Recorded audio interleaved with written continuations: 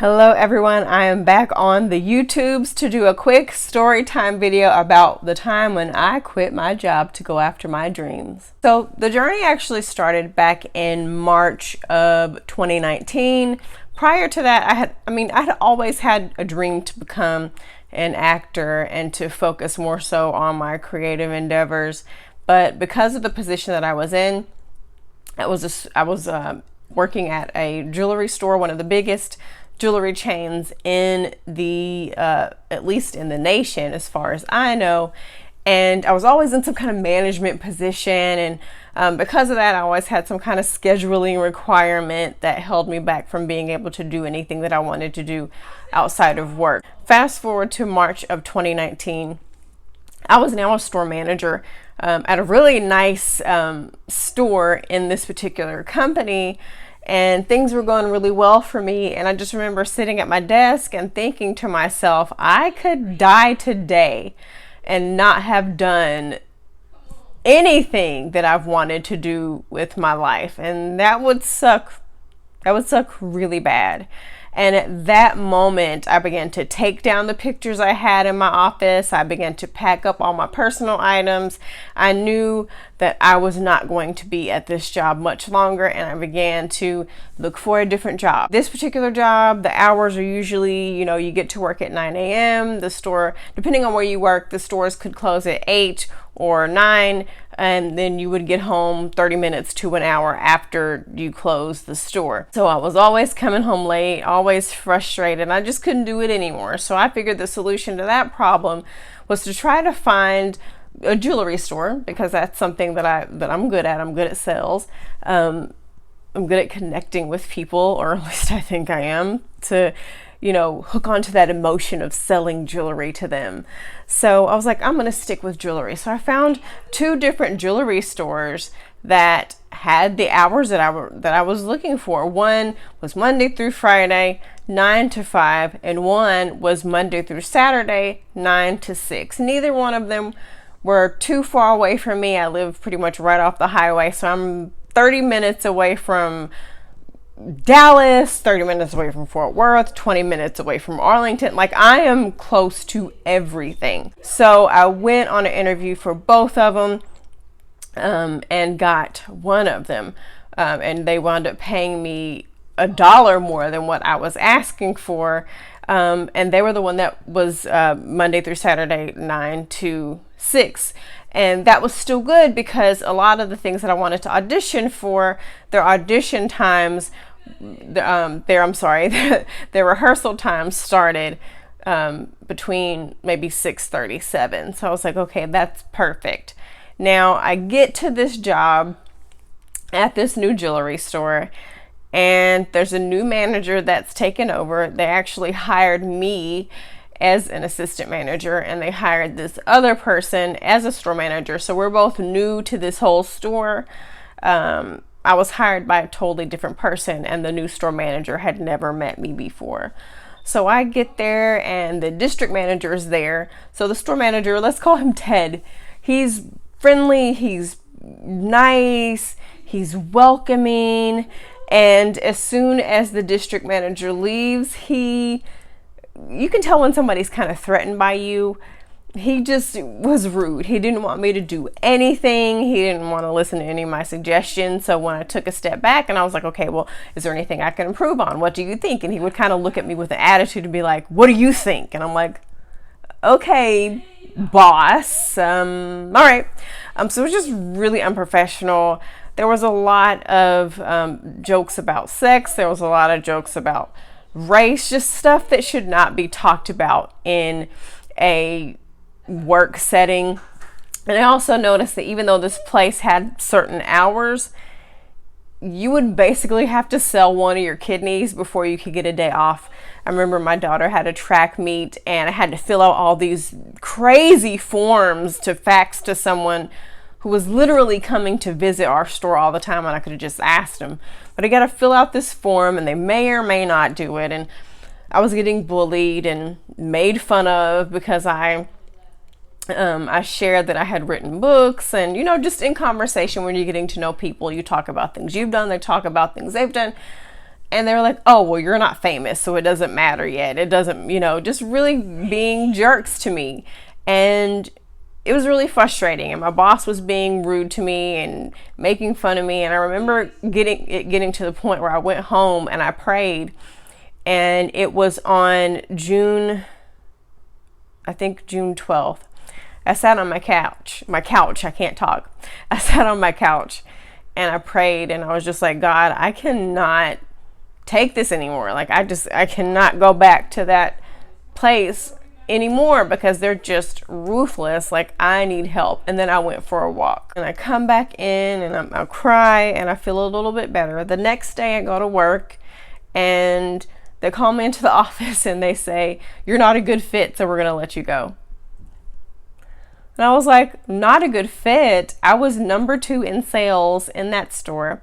And the only reason I was number 2 in sales in the store is because there were certain things that I was not allowed access to without somebody more knowledgeable, which they didn't have any knowledge at all. It was just kind of, the jewelry is here, sell it. There was no in-depth knowledge of diamonds or color grades or anything like that, but I'm okay.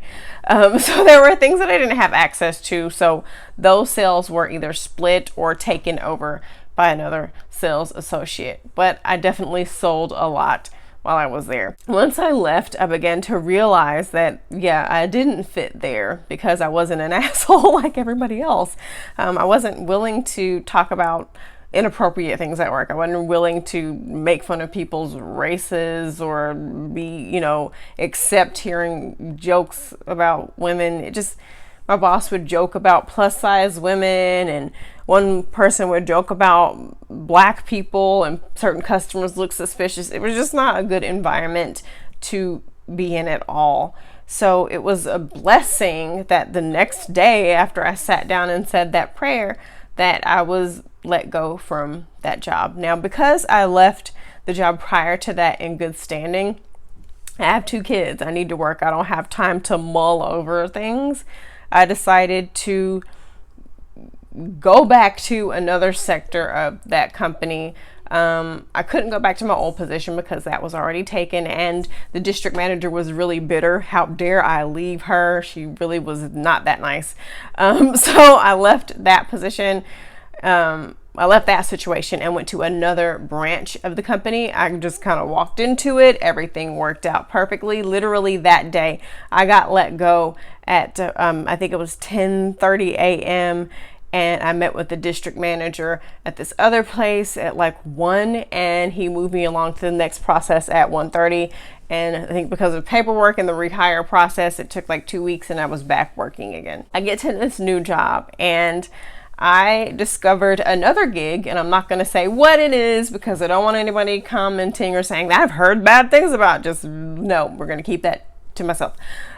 So I discovered this new side hustle that I could do to earn extra money, and I thought, why not? And so in between working, I would do that side hustle, and I was really picking up. I was really doing well at it and earning a lot of money.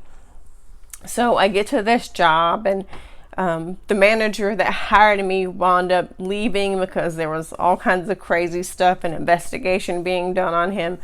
So he wound up leaving. I only got to work with him for 1 day. We had a substitute manager come in, and she just kind of babysat the store until we got somebody new.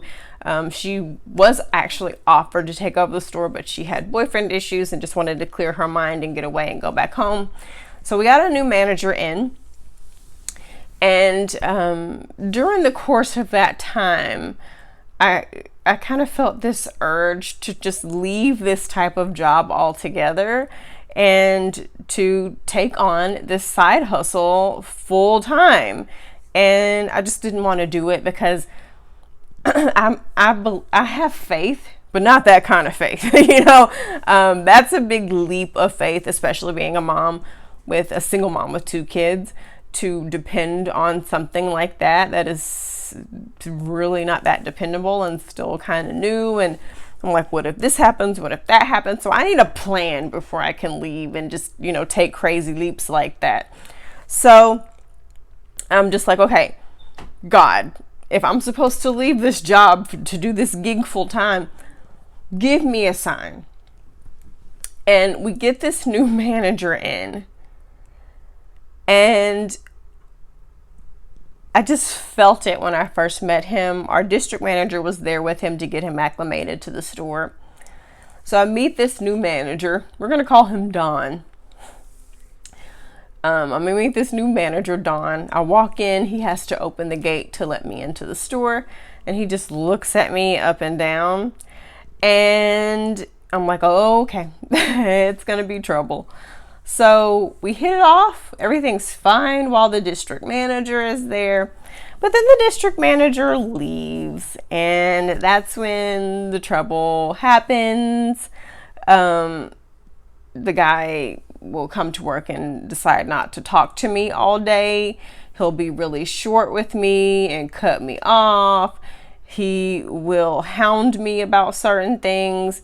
So I decided to slowly put my foot in the water and step down to part-time. Now, I had already talked to the district manager, and I said, okay, I only want to work Monday through Friday, 9 to 3. And because I'm part-time, I know I can do it. I just want to make sure that's okay. He gave me a pass and said that's okay. So I submit this new schedule to the store manager, and he freaks out, and he's like, you can't do that, and I'm going to write you off the schedule. And he tells me all this stuff, and I just leave and let it go. I show up to work the next day, and I kid you not, I walk into the entrance of the mall, and I feel like something pulling me away to not walk into that mall and to go home. I go in anyway, and the manager didn't speak to me. He was just quiet all morning as we got the store ready and started to set up for the day. He wouldn't talk to me. So when he finally did talk to me, he was like, about this new schedule, I'm not going to need you much longer. I'm going to have to hurry up and hire someone else because your hours are obsolete. And I'm like, really? We're short staffed. So I'm trying to figure out how, I'm obsolete. You're borrowing people from other stores. There's like 3 of us here. So, he was in a position where he didn't really need to be turning away anyone. I called the district manager, and I'm like, hey, was there like a miscommunication here? Because he's telling me he's going to write me off the schedule, and I'm just trying to figure out what's going on. And he's just like, no. Side note, I am not a Karen. I keep saying I'm talking to the district manager. It's because we didn't have a store manager before, and this guy was a jerk. So that was the person that I had to talk to keep a paper trail. I come out, and I'm just like, wait a minute. Maybe if I talk to the store manager, we can sort out what his problem is with me and why he doesn't like me and why it seems as if he's just picking on me all the time. So I come out. I had just been crying, and I clear up, straighten up, and I come out, and I'm like, hey, can I talk to you for a minute? He's like, no, we can't, no. And he tells the other girl, I need to hurry up and hire somebody fast. I don't know what happened in my head. Something clicked in me, and I went to the back. I grabbed my purse, and I clocked out. And it felt good. It felt like there was weight lifted off my shoulders. Fast forward to now, that manager is being investigated, and a few other people that worked in that same store are now agreeing with me that he was in fact the jerk that he was. I knew I wasn't crazy. I would like to say that everything was perfect after that. It was not. I started taking acting classes. I start going on auditions. Everything is great. I have a little bit of money saved, and I'm still making really good money on this side hustle. I have car issues. More money comes pouring out of my savings. I have more car issues. Even more money, comes out of my savings. I get the flu, and I'm out of work for 2 weeks. And it's not any kind of sickness that you could just take some Tylenol and cover up. It's like I look like I'm dead, and there's no faking that. There's no faking being well. So I was out of work for 2 weeks. I get the flu again, and I'm out of work for 2. The last time I had the flu, I was like 9 years old. So I'm like, what in the Hoover Dam is going on? Now I'm out of work a total, not at the same time, but a total of 4 weeks. You still got to have money. So that eventually just gets rid of any and all savings that I had left. I had more car trouble. I was blessed to have people that were willing to help me, that worked on cars, that helped me get through that situation. And so at this point, I have no savings. I have like zero. I'm having to start my savings back up. I start working again.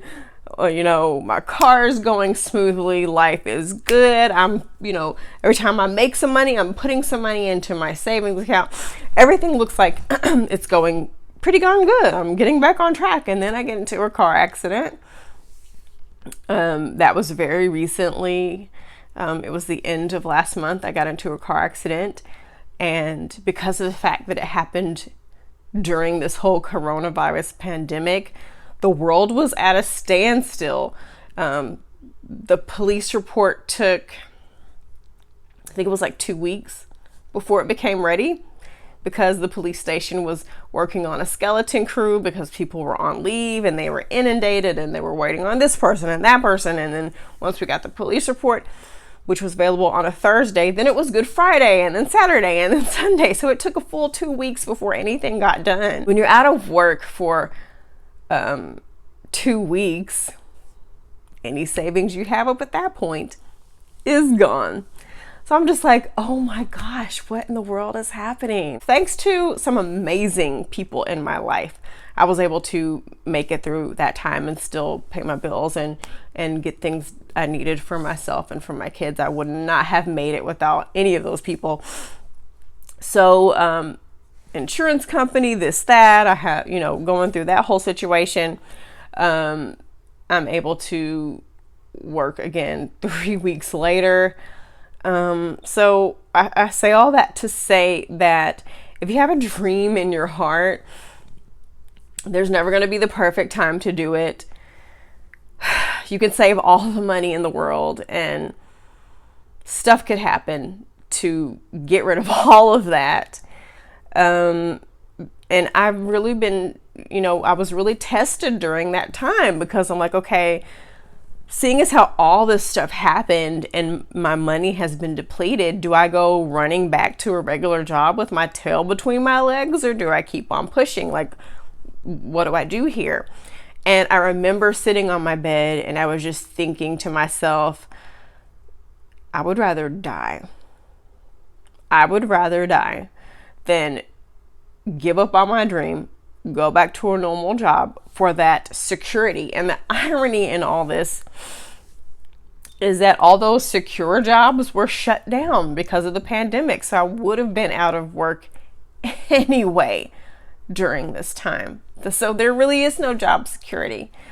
And just having faith and just trusting that you will make it. And now I'm getting back on track, and I'm finally out of that haze of, what the heck's going on, and focused on writing, focused on, I can't wait to get back and start auditioning again and getting into productions and everything. So go after your dreams. There's never going to be a perfect time. Things are going to happen, but you have to be willing to commit to your dreams for better or for worse. I'm pursuing a successful career in acting and writing. I'm married to this for better or for worse. There's not too much that, a lot has happened to me, I'll say that. And I'm still just like, I would rather have gone through all that stuff than to give up on myself and to go back to a regular job and feel the way I felt back in March or April of 2019, that feeling of I could die today and not have done the things that I wanted to do. I feel like so many people are committing emotional and mental suicide by staying at jobs that don't make them happy, by doing things that give them no peace, by selling their time and their life and their creativity to jobs that underpay them and overwork them. And if I could do it all over again, I would do the same thing all over again. Everything always works out. My kids and I are okay. And here I am still, chasing after my dream. There's going to be times when you chase your dream that you're going to be like, this is not worth it. This is so stupid. But get to a point where you're just like, I would rather be on this journey than on this hamster wheel. So anyway, I hope you guys liked my story. I can't wait to do another video for you guys another time, and I hope you guys have a great day. Bye.